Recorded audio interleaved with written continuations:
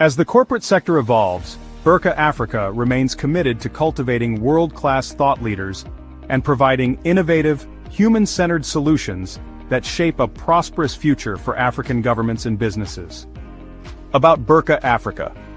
Burka Africa is a platform that houses expert consultants from across the African subregion that provide strategic sustainable leadership, organizational development, corporate governance, coaching, and ESG advisory services to businesses and African governments.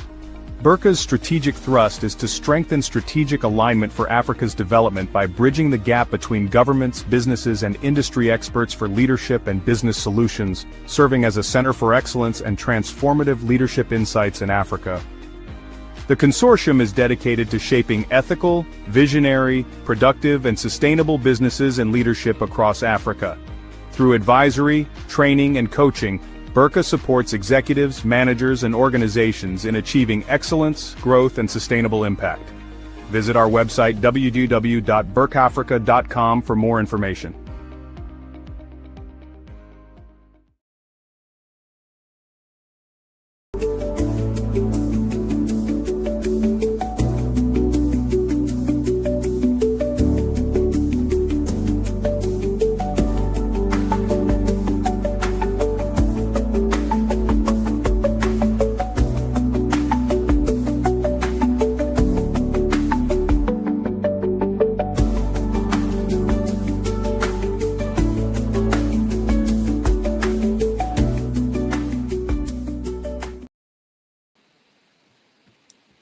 Good morning, good afternoon, good evening from Switzerland to all of us joining from different parts of the world. My name is Kelsey Kukwa Godley, and it's my pleasure to be hosting and moderating for today's African Youth Leadership webinar series, brought to you by Burka Africa, Africa's growth partner. Today we are having a very important conversation, a conversation on value-based leadership, ethics, integrity, and accountability. Now, when we talk about leadership, many people think it's about titles, positions, or even influence, but value-based leadership reminds us leadership actually starts from the inside out, with values that guide our decisions, choices, actions, and our behaviors when no one is watching. For young people today, navigating school, entrepreneurship, community life, leadership is not defined by age or popularity, but by character, choices, and responsibility. And honestly, every day we are faced with moments where our values are tested by peer pressure, shortcuts, corruption, even social media. And we often realize that by the end of this session, hopefully, each of us will walk away with a clearer understanding of our personal values and practical ways to live them out through school, work, or even in our communities. Now, this is going to be an interactive and reflective conversation. So I encourage you all to just comment your opinions and your thoughts in the comment section, and let's engage, let's share thoughts, and let's listen openly. Honestly, there is no perfect answer, and we're all here to have a very interactive conversation. Burka Africa, in partnership with Guru, have a great course, great news for HR and management professionals in Liberia. It's an international professional HR certification course, and it's starting on the 7th of February, 2026. It is an online course for 10 Saturdays. This is amazing, guys. And it's from 8 a.m. to 12:30 p.m. I encourage you all to enroll. This is something you would not want to miss whatsoever. The 15 Valuable Laws of Growth with Norel Company Limited and Burka Africa. This is another course that is starting on the 12th of February 2026, and it is also an 8-week course. It's going to be every Thursday from 7 to 8 p.m. EAT. The course is 250 USD, and it is such a good price for an amazing course. I entreat you all to just log in and plug in and be filled and be motivated for this year. With that said, it is my pleasure to introduce our speakers who helped to guide today's conversation. We are privileged today to be joined by two outstanding leaders whose journeys and values we're going to discuss. It reflects today's topic: ethics, integrity, and accountability. So, our first speaker, Ashraf Saladin, a national advocate for youth in leadership and a passionate voice for ethical leadership among the young people. He is a business administration graduate from the University of Professional Studies, Accra, Ghana, where he served as External Affairs President for the SRC and later a second deputy speaker for the UPSA Parliament House. This is amazing. In 2022, he was recognized as the National Best Student in Leadership by the National Academy of Students Achievement Awards Ghana, a recognition that further strengthened his advocacy for youth leadership across the country. Beyond students' leadership, Ashraf is also an entrepreneur and the founder of the Realty Bridge. It's a real estate agency, and he's currently pursuing a Bachelor's of Law at Wisconsin International University. You are very welcome, Ashraf. You are very welcome. Thank you very much. I am grateful to be here. Thank you very much for the introduction. That's amazing. It's a heavy introduction. You have a very long. Yeah, Yes. trying. Yes. So our second speaker is Dion Davis, a social impact entrepreneur, youth development and policy advocate, and the founder and managing director of Youth Development Projects Ghana. Gideon is a seasoned youth development and empowerment practitioner with expertise in youth inclusive governance, policy advocacy, and SDG aligned development initiatives. Through Youth Development Projects Ghana, he leads programs focused on youth skills development, community empowerment, and advocacy. He is also a policy programs, projects, and advocacy director at Oceanic Movement International, Nigeria, where he supports civic engagements and governance reforms across the region. Gideon has served as Youth Minister for Sanitation in the Youth Leadership Parliament Ghana, and you're very welcome, Gideon. We're glad to have you here today.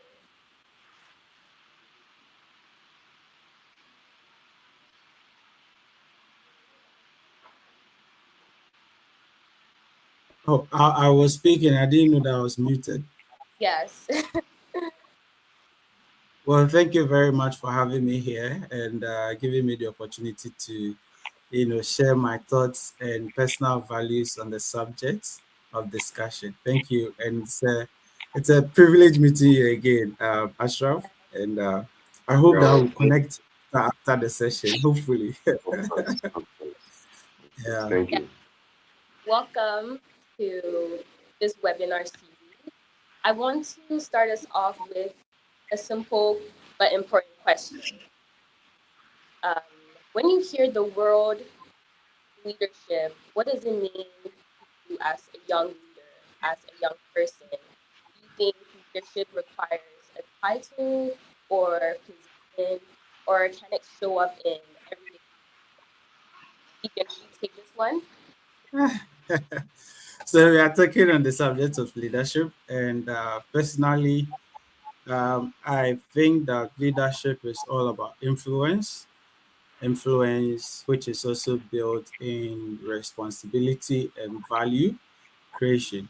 Yeah, that's leadership for me. It may arise as a result of taking up responsibility to address um, and solve a problem for a positive impact, which subsequently may lead to influence over the beneficiaries that you are providing that solution for. So you eventually, out of this problem solving or solution you are providing, you eventually gain followers, and the followers you get, you emanate, or you start to influence these followers. And I feel that's how you get influence, and that's how you gain leadership. Yeah. So that's my thoughts on what leadership is. Wow, thank you. That is very interesting. Yeah. You mentioned influence. Can you share a real example of what that looks like in your environment? Yeah. So personally, I have been a student leader almost all my life in school, from basic school through to senior high school and through to the university. And currently, YDP Ghana, that's a whole lot of leadership journey. Let me use a typical example in senior high school. I, usually people see you as someone that sometimes people think I am born to lead, but sometimes it's how about how you carry yourself and how you're able to encourage people, how you're able to tell people what to do, what not to do, how to carry themselves in certain situations. And like I said, that's how influence is built. You're able to help them out of certain problems, certain individualistic situations, and they begin to see you, they begin to like you, they begin to love you, and then they begin to see you as somebody who is above them, and then eventually you begin to gain them as followers, and then um, they start listening to whatever you say, whatever you do, they follow you, and that's how you built it. So I became a senior boys prefect and SRC president in my senior high school. Out of this, people saw me as someone who was very quiet, but someone who was very firm in decision making and helping others, get closer to what they want, especially when they are going through situations that they think they cannot be out of it. So eventually, I became a part of them, because some of them, they will need representation when they are in situations that will require someone to represent them. And during the contest, they found that no, Gideon is the person that will represent us and speak on our behalf. And so yeah, they just went for me. At a point during high school, at a point during campaign, I they asked me to go and sit down, and they were doing the campaign for me. So it was a lively experience back then. And so for me, typically, that's what leadership is about. First of all, finding a solution, creating value out of it. And then the beneficiaries see that you have been able to create some value. They begin to follow you, and then your influence, grows from there. So for me, that's what leadership is about. Yeah. Yeah, that's awesome. Thank you so much. Yeah. Um, Building on that, leadership often becomes real when it's tested. I hope we all agree to that. This question goes for Ashraf. Can you think of a time when doing the right thing was difficult because of pressure, whether it was friends or authority, school, work circumstances? And what we're hearing already is that leadership is abstract and it shows up in everyday life. So, what is your experience? The latter part was breaking, but I'm sure you were asking that if I've ever been in a situation where making a decision was difficult because of pressure from friends or family. Um, yes, yes, mostly it happens, especially in the space of leadership. Before you actually attain the level of leadership, especially when it comes with the ones that you are elected for, you do so many things from talking to people, from seeking for help, financial help to do your campaigns and all of that. And mostly there are people who actually help you, manage you. Some call themselves managers. Some would give you some money to do your one or two things. Now, when you get to office and you start serving as a leader, imagine somebody who helped you when you were, seeking for the position. The person gave you money, managed you, and made you believe that this person helped you win the position. Now the person walks into your office and says that out of the 20,000 Ghana cedis that was signed for you as administrative expenses, I want you to give me 5,000 out of it, and you can, prepare some one or two things to show what you use the money for. At that point, you want to be grateful. At that point, you feel you owe this person. At that point, you feel you are indebted to them. But you need to be a leader regardless. You need to always put your followers, first. You need to always remember the values that you are leading upon, your principles, your fundamental principles. So I've been in circumstances like that, and I've always, chosen to do the right thing, even though I felt the pressure to do the wrong thing for the people who have helped me and who were close to me. I always ended up, doing the right thing, because you always have to think about tomorrow, not today's relationship. Yeah, I fully agree. That is awesome. Now, that leads me to this question. Why do you think integrity is often tested in small, everyday decisions rather than big, dramatic moments? Why do you think integrity is always tested? Well, when we talk about integrity is simply who you are, what you say you will do. And it is the everyday small decisions that leads to the big moments. So every day, when there is no camera, when nobody is watching, when you don't feel any sense of fame if you take the decision, when there is nothing to make you feel like, okay, I need to do this decision. Nobody is watching you. These are the times where your integrity matters, because mostly big moments are scripted. So somebody can script integrity for a big moment because there are cameras. Somebody can script accountability and script ethical manners, all because of the cameras, because of the big moments. But I believe that it is the everyday decisions that reflect our true self, our real life. And so if a leader should be tested on integrity, it should be on the everyday decisions rather than the big moments. Yeah, that's awesome. I fully agree. Integrity and accountability goes hand in hand. For the next question, I would say, how does accountability, especially owning mistakes, change the way people trust and respect leaders? Vivian, would you like to in on this from your experience? Am I visible? Okay, yeah. So I like to use this as an example. I like to, uh, explain with an example. So I said with a manager, a country manager who was leading an organization, an NGO that was owned by foreigners, people in the US, and he was someone who would speak a lot of vision, but would do less. He was someone who portrayed himself as someone who wanted um, to be heard, but eventually he always avoided responsibility. He always avoided to account for his actions. He always shifted blame to people.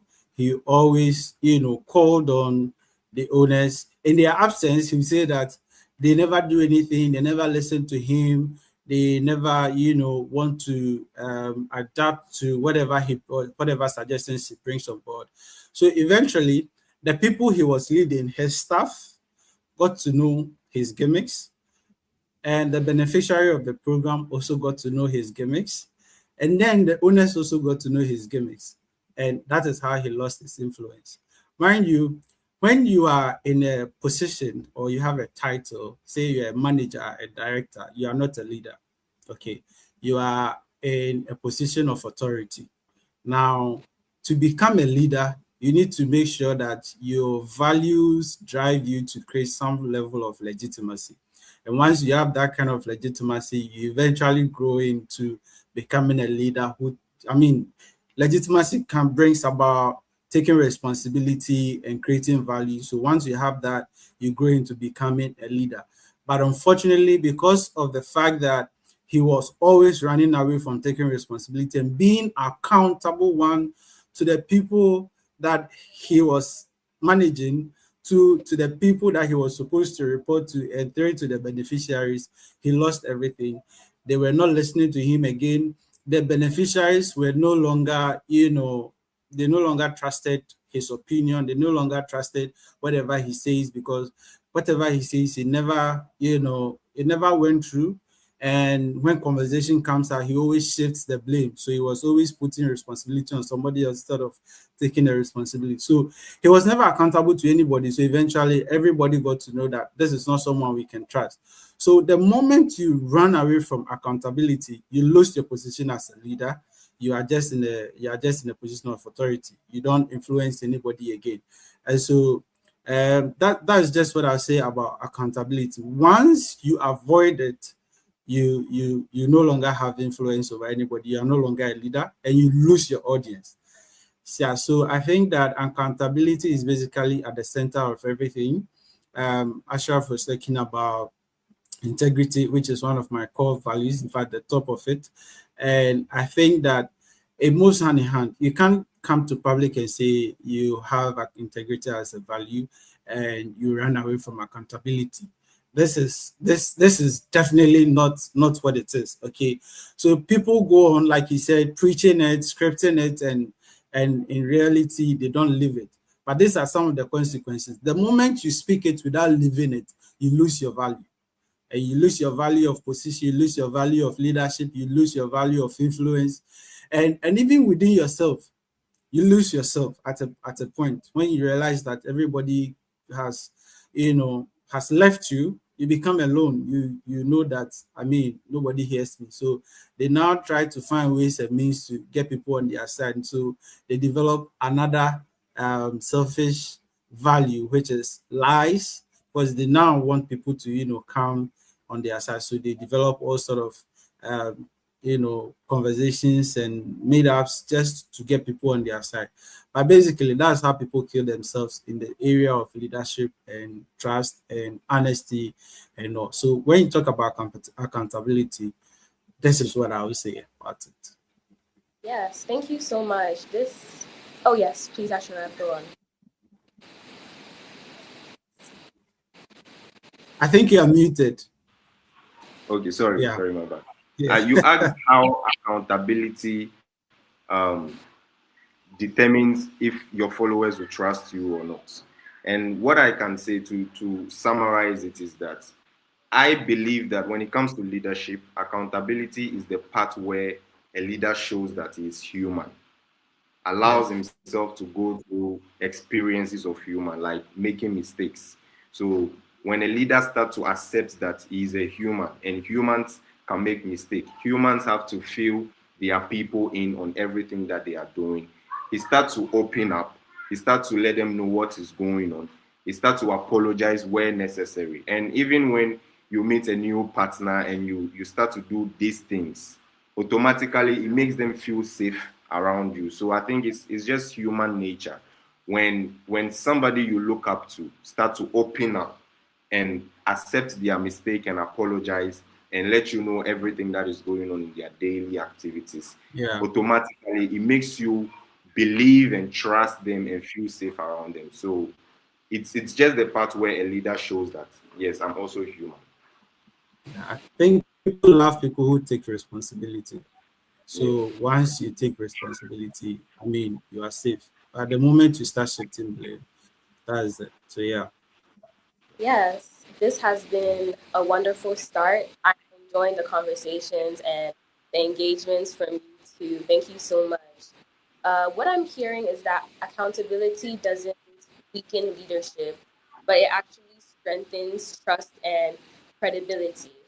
Yeah. So, to just add on to the next question for Ashraf, why do you think people, including leaders, find it so difficult to admit their mistakes and actually take responsibility? I think fear, the fear to be judged. You know, people actually, there are people who get into leadership, I mean, space, and they feel it will be wrong for them to make a mistake as a leader. Once you make a mistake, then you have done it all wrong. And the moment they make mistakes, they feel when they come out and they speak out and they accept their mistake, people are going to judge them because already he came with a perception that you are not supposed to make a mistake as a leader. And now he has made that mistake. Now he has that feeling that when I admit the mistake, I'm going to be judged because I made a mistake in a space where I'm not supposed to make a mistake. So I think it is basically um, the sense of fearing to be judged. But I believe that when you are actually accountable and you are responsible, if you do it the right way, nobody judges you, but they actually love you for making mistakes. People love people for making mistakes because it was until they made that mistake and admitted it and asked, apologized, that people saw that, oh, he's actually a human. He's actually cool. He actually accepts. So I think it is prudent for us to not think about judgment, but think about the value we are going to portray when we accept our mistakes and apologize. But I think the main reason is fear of judgment. I don't know Yes. if my friend Gideon would add. Yes, please, Gideon. What do you think about it? Yeah, I think he has made a good point. And one thing also is that, when you're in a position of leadership, one thing you should know is that as one of your values is taking responsibility. And so if you try to run away, for me, that's basically it. Leadership is all about influence. And if you, before you create the influence, you need to have people who believe that you take responsibility. Okay.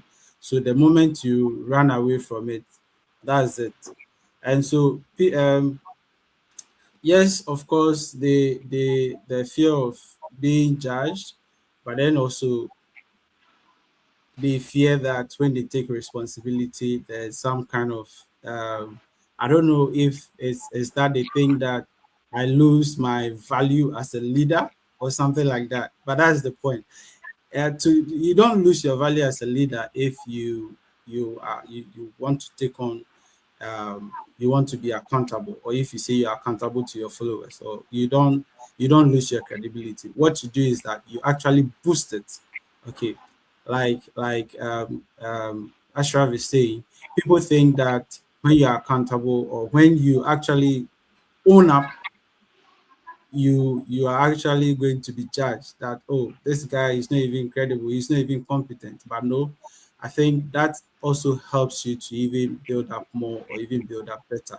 So yes, what Ashraf said is actually basically what I'm siding with, and also saying that leaders are usually afraid of people downplaying on their credibility as well. So they try to run away from accountability. But then also, accountability comes with responsibility. Once you avoid it, everything dies off. So yeah, that's it. Yeah. Thank you so much, Gideon. I would encourage everyone in the comment section to just engage, ask questions, answer questions. What's your opinion on this? What's your opinion on leaders who take accountability for their actions? So let's bring this more closer to our day to day life. Let's bring it to Ghana. When a leader fails or disappoints others, what does a value based response actually look like? When a leader fails or disappoints their employees, their family, their friends, what does a value based response actually look like? Gideon, would you want to take this one? Yeah, I think if I get you right, is what should a leader do when they fail? Is that what you're saying? Yes. Yes. So I think you should own up, be honest Mm. about your failure, because I mean, if you don't own up, you are not able to grow. So you just own up. Simply, for what I say is just own up and accept your failure and tell them where things went wrong. Explain to them that, hey, this is what I did wrong. This is what happened. This is why failure came. Accept constructive criticism and take it up from there. I think that's what a leader should do when they fail at something. Because Ashraf was mentioning that everyone is human, and once we are all humans, we fail at some point. And no one becomes successful without failing. So you have to fail a couple of times. From success stories we've heard from billionaires and so many successful people, it's all because they failed many times and have learned from their failures and eventually became exceptionally great and known worldwide. So as a leader, you need to acknowledge the fact that I have failed. Tell your followers and your audience, I have failed. This is why I failed. And these are the new steps that I am taking. I think that is what a leader should do in order to even build trust, confidence in the people that you are leading. They need to trust you for that. But if you go on shifting the blame, trust me, you lose them in the end. So yeah, I think they should take ownership, account for the mistakes, what happened for the mistake to occur, and then take it from there. That's what I think. Maybe Yes. Ashraf has something to add. Yes. So I think what I would say is that communication is the key in everything. Yeah, In everything, communication is very powerful, and if you understand how to navigate your way through communication, I don't think there is anything that will actually look like a mistake, or that would be a mistake. So even when you make a mistake, you know how to tell people this is the reason why the mistake happened, and this is what we are doing to correct it, and this is how we are making sure that this mistake is not going to happen again. So if you're able to use your communications well, I believe that there is nothing to be afraid of when it comes to admitting mistake. You just have to because the people you want to tell that you have made a mistake, they are humans, and so if you know how to speak in a way that they will understand you, there is nothing to fear when you are yeah. admitting a mistake. Yeah, that's amazing. That's so true. But before we go on our break, I want to ask just this one question before we go. What are some values you were taught growing up by your parents or your aunties, your uncle, your relatives, and which one of those values still use day to day? Well, I So think that's all of us Ashraf our should take questions. Ashraf, Ghana. go ahead. Yeah. I think for me, growing up, I was taught to be respectful and see everybody as equal. It is one thing that I've always held so tight in my leadership journey, seeing everybody as equal to the extent that I didn't even like to be called senior back in SHS. I didn't want to be called senior Ashraf. I didn't want to be called Mr. President, even when I'm the president of a club. I just wanted to be called Ashraf because I believe that when you follow titles, you will end up chasing authority when what you should be looking at is legitimacy. And the only way that you can get legitimacy as a leader is just to hold on to the title, I mean to the values of seeing everybody to be equal, to the values of integrity, and to the values of respect and accountability. So the values that I was taught from growing up have always been respect, integrity, seeing everybody as equal, being accountable, and I'm still very strong on them till date. I'm using them very tight. Yeah, that's a good one. I think we are not so different. Mine was, I grew up in a care home, and so it's all about being respectful to everybody and being humble and learning that you cannot infringe on other person's rights, because we are all from the same background and we are all in the same community, so you have to respect everybody. But growing up and moving out of the center, you know, going through life and learning new things, integrity became the center of everything that I do, right? Integrity, accountability, service, and fairness. That is it for me. To at all times, I have to make sure that I don't pretend to be something that I am not, and at all times, I make sure that I am able to use my position to help others. So if I know something, the objective is to help somebody else. If there's a situation that needs my attention, or there's a situation that needs me to be present and help deliver or solve an issue, I make sure that I am fair.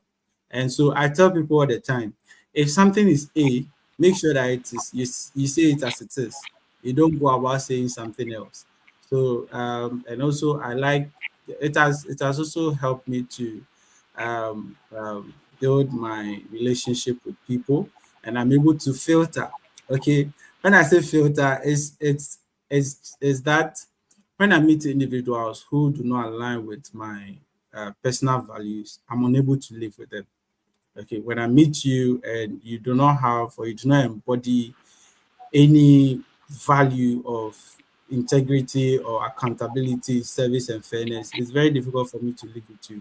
So when I meet you, straight away, I let you understand that this is the kind of person I am, and you should be able to tell me when I'm doing something out of the way, and I'll tell you when you're doing something out of the way. So you know on the ground from the onset, you know that I'm not happy with you if you start lying.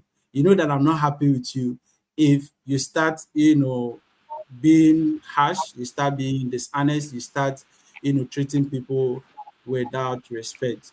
And like Ashraf also said, I also prefer to be called Gideon and not Sir, not Mr. I tell people all the time, just go by my name. It's better. The only time that I use Mr. is when you're calling my surname. That one you can go ahead, but beyond that, just call me Gideon, no Sir or any sort of. But yeah, those are my personal values that I've been growing up with and I'm working around with. And I think I've earned some good friends because of the fact that I portrayed integrity and accountability most of the time. And I've won some friends because of that. So I think it's great. And I'm happy that I'm sharing this because anytime I share, it helps me to also grow it more and more. Yes, thank you so much, Gideon. Let me just go to the comments and see how everyone is engaging. Yeah. Okay, so from Dr. Marvis, that's key. Accountability and integrity are twin pillars of effective leadership. Together, they shape trust, credibility, and lasting influence. That is so true, Dr. Marvis. Thank you so much. From Russell, we have, sure, I agree, even if you are going to be judged. Yes. This is amazing. I am glad that we are all on the same page with accountability and how leadership is supposed to be. So let's go on a quick break. Today's webinar series is brought to you by Burka Africa and Gurus. Great news for HR and management professionals in Liberia. International Professional HR Certification course. This is an amazing course that starts on the 7th of February, 2026, and it is for 10 Saturdays online, and the time is going to be from 8 a.m. to 12:30 p.m. I encourage and entreat you all to join in and just be filled and be motivated in your HR circle to do more and learn more. The Fifth Invaluable Laws of Growth is another course with Norel Company Limited and Burka Africa. This is also an amazing course that starts on the 12th of February 2026, and it is for 8 weeks, and it's only 2250 USD. It is only 250 USD. It's from every Thursday 7 to 8 p.m. EAT. I entreat you all to just plug in and join in. This is a great course and a great price. Thank you so much. Okay, so we have been talking about leadership, ethics, integrity, and accountability. So this question will go for Ashraf. What ethical challenges do young people commonly face today in school, at work, online, that you would say we don't often shed light on or talk about?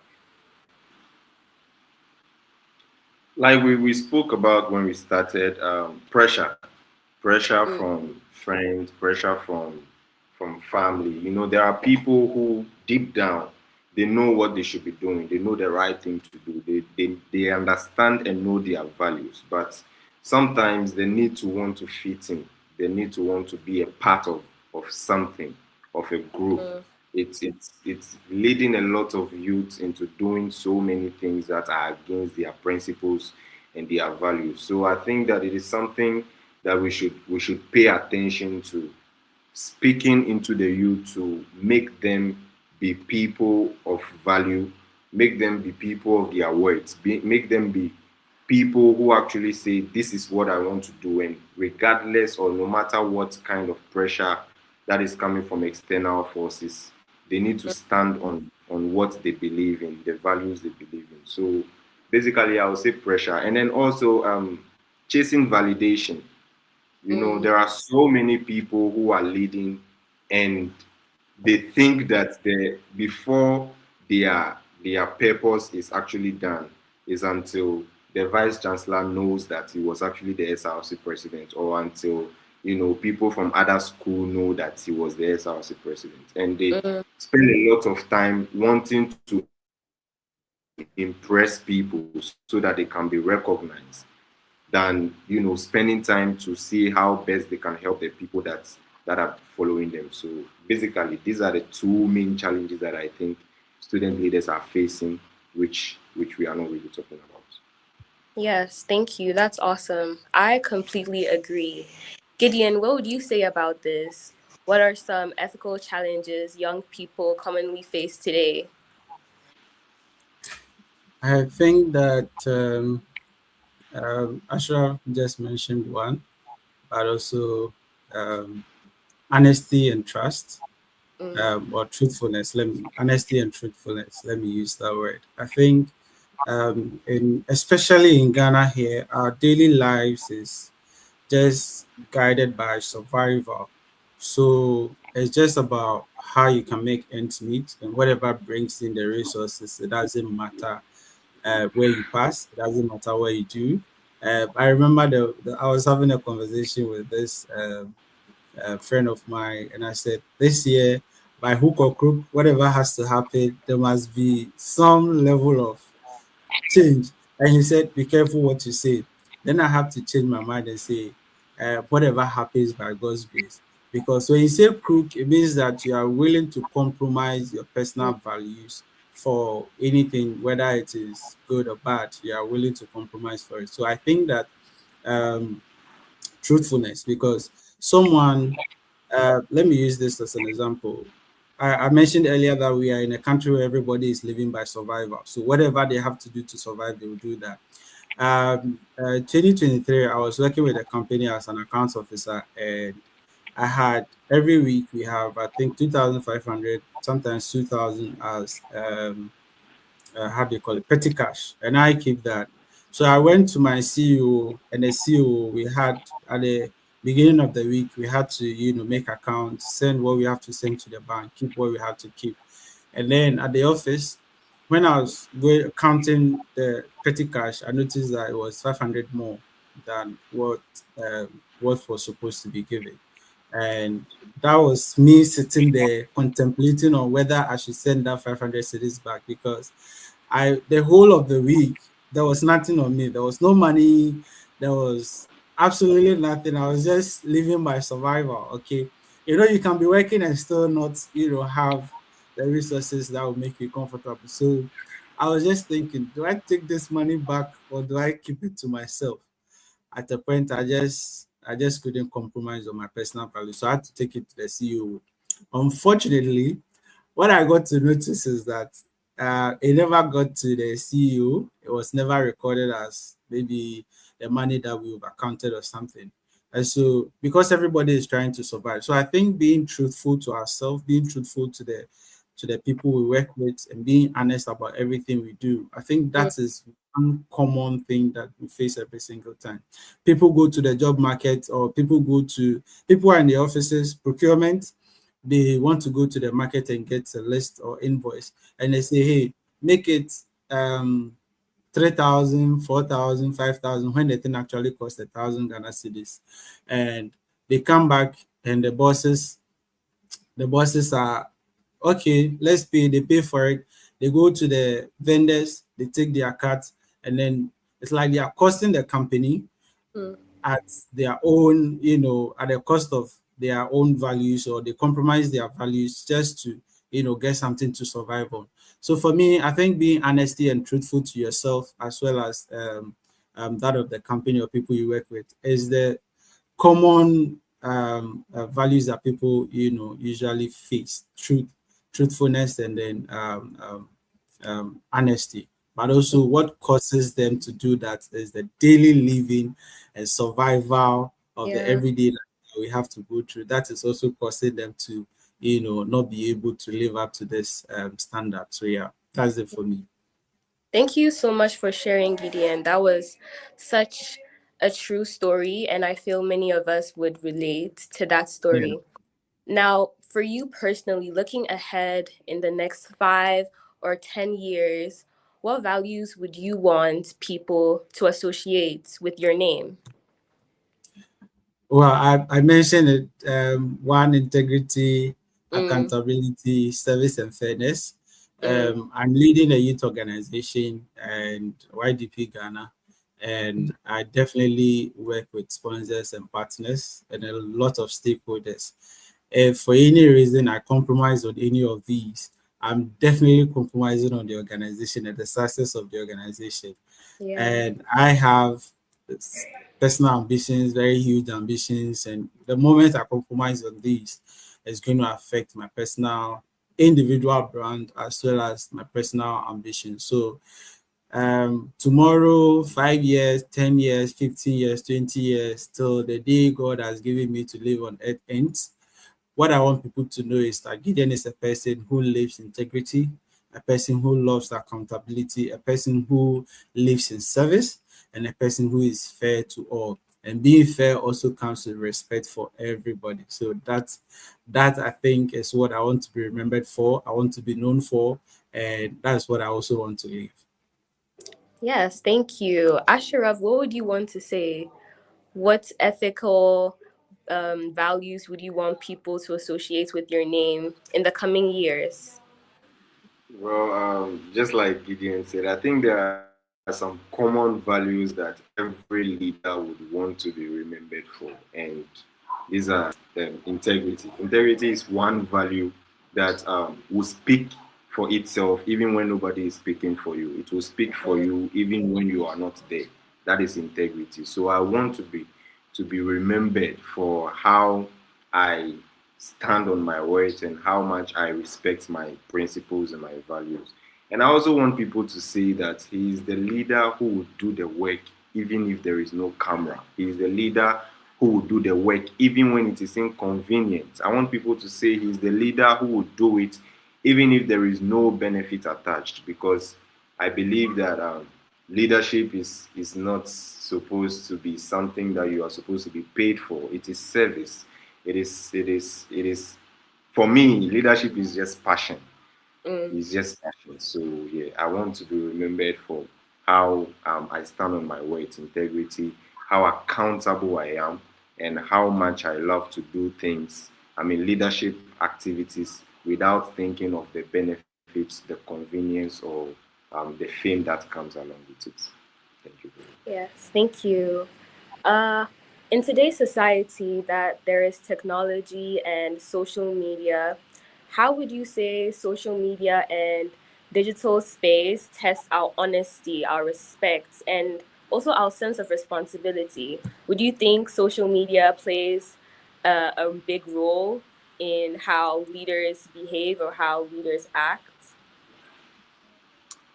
Well, I think social media is a tool that can make you or unmake you. I mean, we've seen people who have become somebody and great leaders through social media. We've also seen great leaders who have fallen simply because they made a comment on social media. So, social media is like the devil of our time.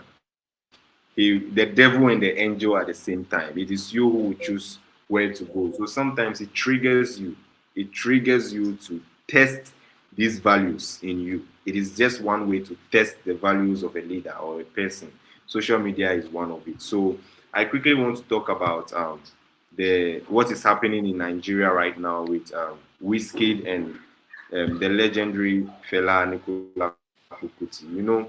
Wizkid is somebody that is respected. He's somebody who has made music for the younger generations, and he is selling his name. People really love him. People talk about him. Grown-ups talk about him. He's just a young kid. And recently, he has one or two banter with somebody, apparently Kuti's son, on social media. Social media. Now, Kutis, Wizkid's FC, I mean, his fan base started saying that Wizkid is greater than Fela. Fela is a legendary. Wizkid himself has a tattoo of Fela on his hand. Wizkid himself knows that this man is a legendary. Now, it is his fan base. It's just his fan base who decided to start saying this thing, okay? But he chose the devil aspect of social media by going to write on his page that he is actually bigger than Fela. Now, it has made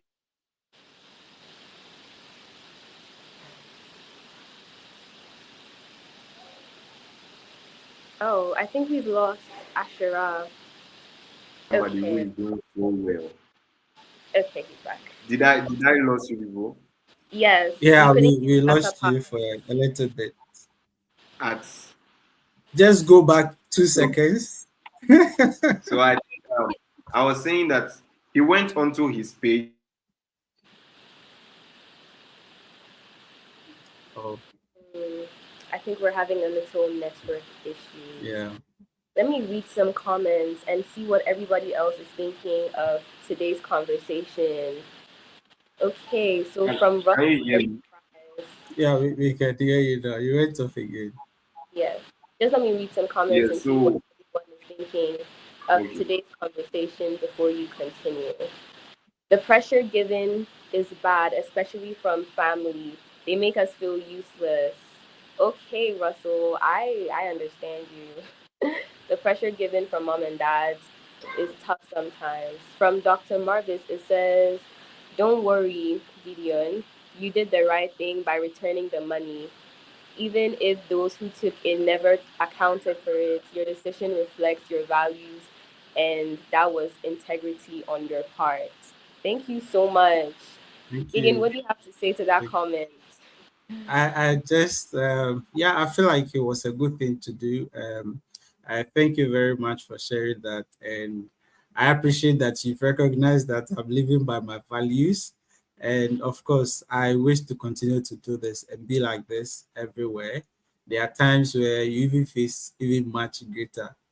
There are lots of the examples, but I'm grateful at least there's an endorsement that it's good to have integrity even when no one is watching. Thank you very much, Adiza. Yes. Okay, so we're coming to the end of the webinar. Let me just ask this question. What role can young people realistically play in promoting ethical leadership in our communities and the nation at large? And how wisely can we do this without putting ourselves at risk? Gideon, do you want to take this one? Yeah. Yes, I think there are ways that we can actually do this, without putting yourself at risk. So for young people, I think what we need to do at all times is to refuse, especially bribery, refuse corruption, because that's some things that also build or feed into our ethical values, or even feeds into our personal and core values. Now, we for example, um, there was an instance where I was supposed to inflate a budget. Okay, I work with this other organization that we were supposed to inflate a budget because we were working with students, and I had to inflate a budget so that when the budget goes to the authority, they approve it, and then I get a share. And for me, when I went to the market, whatever I got is what I brought to my boss. And whatever they did, I don't know, but I had a feeling that they inflated it at their end. And so for every young person, this is the part that you do. When they ask you to do something, you do not fight it, you do not go on to report it to authorities, because at that moment, there's a time where you have to blow the whistle. They call it whistle blowing. Okay. They call it whistle blowing, and you have to be careful. Sometimes you are protected, sometimes you are not protected. So if you want to go behind the bosses who are actually engaging in all those um, filthy, let me use that word in quote, activities, you just have to be careful to know how to approach it and reporting it to other superiors. But then, what you have to do is also make sure that you know what your values are, avoid pressures that is coming from your friends, and also make sure that you avoid all the corruption and briberies that comes your way. I think that's how you live your values. Do not at any point in time compromise it for the benefit of another person or for anything. Just make sure that you avoid it. It's better to avoid than to say that let me find myself in the situation and then solve the problem later. It never happens like that. It never works like that. So what I think young people can do without putting themselves in problem is to avoid it in the first place. If you know that this is something that could get you into trouble, that's going against your personal values, but also get you into trouble. My advice is that don't get near to it. Don't get near it in the first place. Sometimes it will also compromise the work you do, your relationship with the people you do. At a point, you will have to report if that is influencing your behavior. Please go ahead and report to people, but also make sure that you have some form of coverage, because once you go and talk about it, it has to have evidence to protect you. Otherwise, you become the fish in a very big pond or a very small pond, a big fish in a small pond. You are not able to do anything. Yeah, so that's me. That's my word to everyone. How we can help ourselves not to compromise our values for anything. Mm, yes, Yeah. thank you so much, Gideon. Ashraf, what's your opinion on this? How would you answer this question?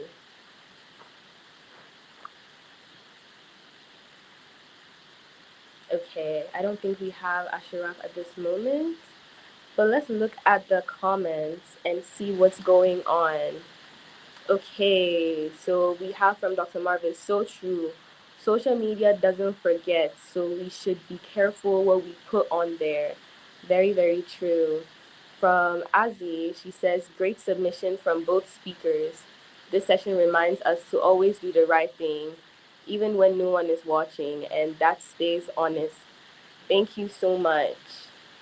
That is so true. And I feel like, Gideon, today, your message and your stories has really impacted and, just sown a seed in everyone of how leaders should, behave and react in certain situations. So thank Mm. you so much for sharing. Thank you too. Thank you. I'm Yes, glad I shared. Yeah. thank you. So what stands out to me from today's webinar series? Oh, hi, Ashraf. You're with us. So let me just throw this question back to you. Are you still there? Oh, I think he's Yeah, having I think some it's network issues. network. Yeah. Where Okay. I'm living is a new site, so network over here is very, very Yes, difficult to get. But yeah, I it's think we are okay. good now. Yeah. Let me just throw this question back to you. What role can young people realistically play in promoting ethical leadership in our communities and the nation at large? And also, how can Come we do again, come this again. wisely? What role can young people play in promoting ethical leadership in our communities and the nation at large? And how can we wisely do this without putting ourselves at risk?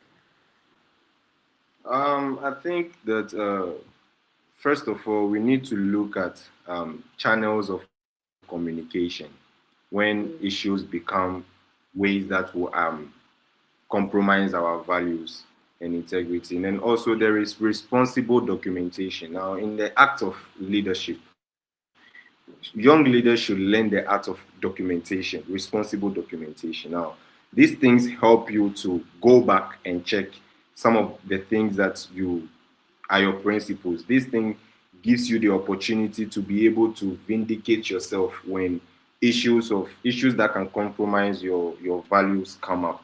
So I think basically, and for us to be able to promote national development and social change, just like you said, I believe that before this thing can happen in a nation, then we need to have value-based leadership. And for value-based leadership to happen, these are some of the fundamental principles as humans that we need to look at: integrity, accountability, ethical manners. So if young people can inculcate these characteristics into leadership, we are going to have a next generation of leaders who are very keen on values. And once that is there, corruption will not be something that people are going to tolerate in the leadership space. And trust me, what I believe is that when corruption as a whole is taken out of a system of governance, there is about 70% progress happening already. So, and yeah, the youth should look at channels of communication when it comes to issues that compromise their values. They should also have document system where they can refer to be able to stand on their values, and also document things that happen in the service, so that when issues come up and it can compromise their values, they can, refer to these documents to vindicate themselves. In general, this is what I think the youth should. yes, thank you so much. Speaking of documentation, we have a comment from Georges, and he says, I could recall what Gideon shared just yesterday when I was buying something, and I was requesting for a receipt. The vendor was saying, how much should I write? How much should he write on the Gideon? You know Exactly. that story? Exactly. Do you want to That share it? happens. So yeah, Yeah. the moment they ask you, you inflate it, you get to the market, you buy the things, and they tell you how much should I put in on the receipt. So you have one to go and present to the authorities, and you Mm-hmm. have one that you use. And the moment the money is paid or the money is given to you to go and pay, you take your card, you share with whoever is giving you the receipt, you take your card, and then you are good to go. But like judges said and like you read, once you know your values, you just tell the person, please go ahead, write it as it is. There's no way to, take money that is not yours. So just write it as it is. So that is actually, I think this is also as a reason, or this is also because of our survival Mm-hmm. nature of living in this country. Everybody wants to survive. But I think that when we have these values, we go beyond just survival tactics. We live within what is actual and what is reality, because people out there are looking at us for who we are, and not just by living by tactics. Yeah. So, Yeah. judges, thank you. Thank you very much for that comment. Yes, thank you so much. You have been great speakers. As we're coming to the end of this webinar series, I would say what stands out for me from this conversation is that value based leadership isn't about perfection, it's about consistency, it's about courage, and it's about accountability. If each Yeah. of us commits to one value and practice it intentionally, we don't just become better leaders, we become trusted voices and we become change makers. So, thank you so much, Gideon and Ashraf, for just your input, for your experiences in this conversation and this webinar. We really appreciate you. Oh, Thank you very much for giving me the opportunity. I wanted to say us, but Asha was to say Thank you for giving me the opportunity to be here and to share my experiences and my journey, and as well as my personal values with you, with the entire world, and for all our audience who are watching. I'm really grateful. Yeah. All right. So for me, I'm really grateful. I mean, the opportunity to share something is beautiful. I really appreciate it. But I'll end with sharing something with everyone. So there was an important job to be done, a very important job to be done, and everybody was asked to do it. Now, everybody was sure somebody would do it. Anybody could have done it, but nobody did it. Now, Mm. somebody got angry about that because it was everybody's job. So the point is, if somebody would have taken responsibility, despite not having a title, despite not being appointed, despite not seeing any benefit attached to it, the job would have been done. And whatever was supposed to come out of that job was going to benefit the person and every other person who was there. So that is what this topic is talking about, value-based leadership. Taking up responsibility, speaking up, showing up, even when it is inconvenience, even when there is no title attached, and doing all of this, having some key values in mind: integrity, accountability, and ethics. So I believe that moving forward from here, we'll have more youth in leadership and exhibiting these values for us to have a very progressive nation. Thank you very much. Thank you so much. Yes, this has been an interactive and a reflective webinar series brought to you by Burka Africa in partners with Guru. Great news for HR and management professionals in Liberia International Professional HR Certification course. This is an amazing course that starts on the 7th of February, and it is duration for 10 Saturdays. 10 Saturdays, just 10 Saturdays for this course. The time is 8 a.m. to 12:30 p.m. I entreat you all HRs and HR professionals to engage this course. This is something you would not want to miss. Now, the 15 Invaluable Laws of Growth with Norel Company Limited and Burka Africa. This course is also starting on the 12th of February, 2026. The course fee is $250 USD and it's lasting for 8 weeks. Just 8 weeks for this amazing course. And it is every Thursday from 7 to 8 p.m. EAT. Okay, this brings us to the end of today's webinar series. Thank you all so much for engaging. Thank you for sharing your thoughts and opinions in the comments. This has been an amazing series. We'll see you next time. Thank you. Thank you.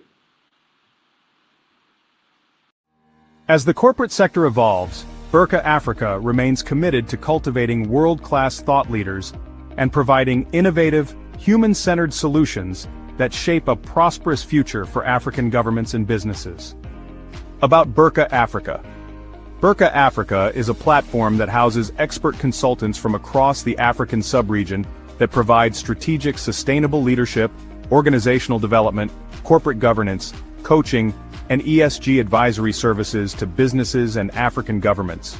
Burka's strategic thrust is to strengthen strategic alignment for Africa's development by bridging the gap between governments, businesses, and industry experts for leadership and business solutions, serving as a center for excellence and transformative leadership insights in Africa. The consortium is dedicated to shaping ethical, visionary, productive, and sustainable businesses and leadership across Africa. Through advisory, training, and coaching, Burka supports executives, managers, and organizations in achieving excellence, growth, and sustainable impact. Visit our website www.burkafrica.com for more information.